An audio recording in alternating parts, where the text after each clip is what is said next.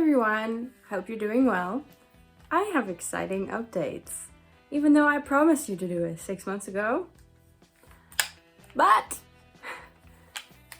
guess what? The mods are finally done and she is strung back together. This is what she looks like. I also wired her arms because Doll Leaves is kind of known for not having super cooperative arms, let's just put it that way. Also, here's the head with the elf ears. This is my first elf ear mod. It's not perfect, obviously. This is also not perfect. This is my first body mod. But you know what? It's done. And at this point, I have so little patience left. Done is better than perfect. Anyway. But yeah, here she is. Head doesn't quite fit on. I'm not putting the head on because she has to get a face up. The body needs a body blush. But this is what she looks like now. As you can see, a longer body definitely works a lot better.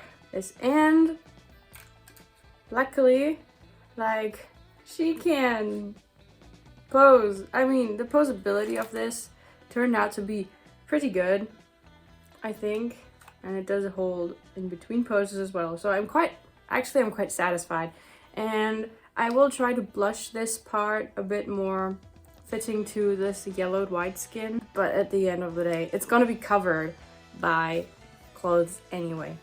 I also, at some point, want to get hooves for her because as much as I think the feet are funny, they're not supposed to be there. But yeah, meet Gracie, I guess. Wait, let's put her down because I have some updates. I have this notebook that I have like a lot of ideas for dolls in and stuff. And of course, Gracie got her own page overview with a little bit of a backstory that I wrote out and a very poor sketch of her. And then of course I was starting to plan out her face up and her body blush because I want to give her a full body tattoo. Actually, I used to want to give her like more of a deer theme, just hair and body blush, and then I came across tribal tattoos and I thought, wow, they looked so cool. So unfortunately I don't have access to my book about tattoos at the moment, but you know, Pinterest can do as well, and I have drawn out what I want them to look like. The good thing is it's just lines. But yeah, maybe you remember, but I had this beaded top for her that I made. My dad said it looks like the Navi, which, yeah, but they're cool.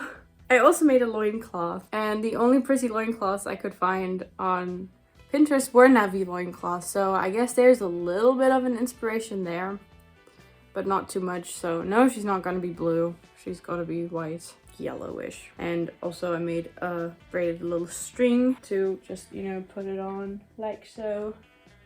Then there's going to be a top to offer her some modesty, and this thingy on top, which I think was going to look super pretty. Yeah, something like that. Also, I have an old wig that used to be Alan's wig. It fits her pretty well, so lengthwise, and she's supposed to have short hair anyway, so this one just needs to be a bit darker because I want her to have the dark brown hair. She is a Doll Chateau Isabelle, by the way, on a hybrid Doll Chateau and Doll Leaves body, in case you wondered. But let me read what I have written. I would like to say that this is quite terrible, or like not terrible, but not very fledged out yet, I feel, because I know a lot of details about her. Just the big picture stuff kind of still lacks a bit. But you know how it is, you always have the details first, and the big picture you're like, yeah, but I don't know. Anyway, she is a centaur and she lives in the woods, obviously. Their culture is quite recluse from society. I think I've mentioned that before, maybe in my brief story outline video. She is Gracie, the teacher and mentor of Alan, and one of the very few that's happy to interact with humans or two-legged creatures. I'm pretty sure also that Gracie is not her actual name, but then we don't know what language they speak. And maybe her real name is unpronounceable to us. That's why she is named Gracie. That's her human name.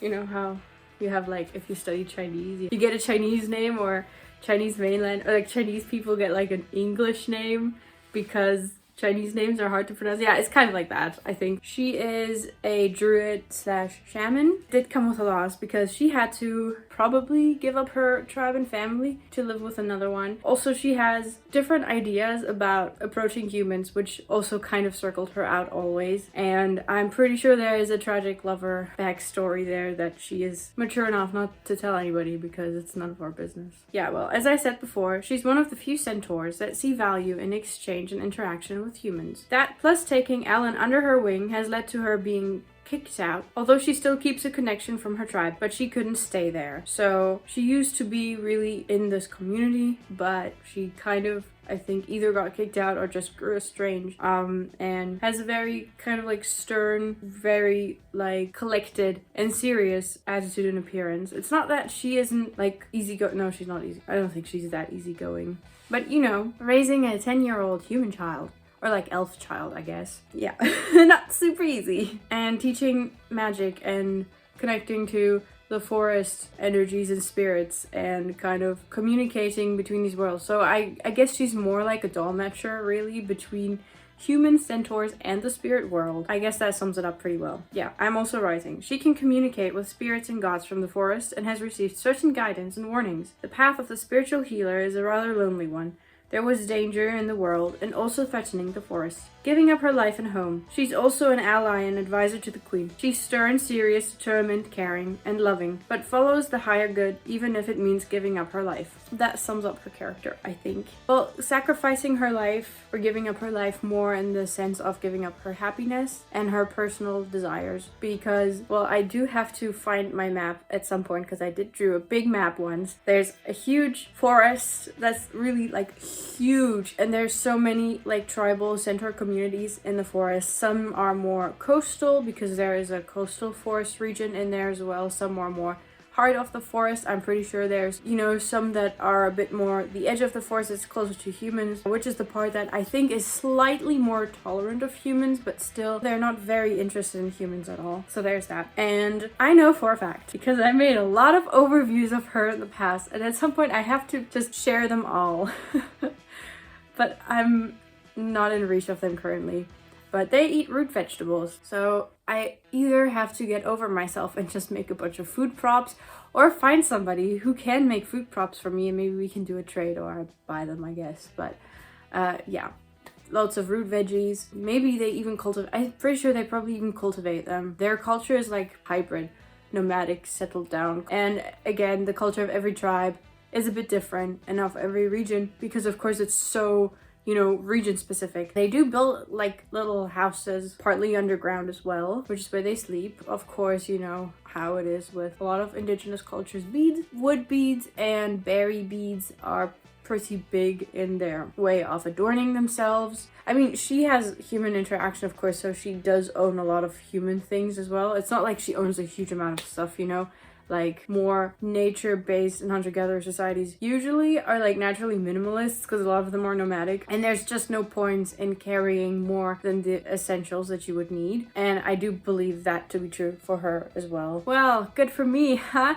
Tiny amount of props to make. But still, my to-do list is, as always, ever growing, and I think I rambled on a lot. I'm very happy that I finally have her strung back together, not in pieces anymore. Because I had her in this box in pieces, as you know, for the longest time ever.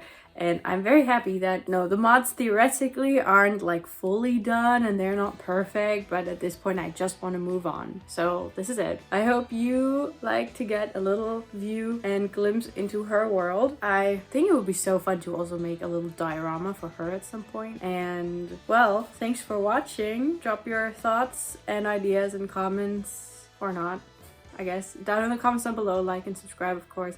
And I see you next week with maybe the face up. Not gonna make super exact promises. That's what we learn from politicians, right? Never say numbers. Have a good week.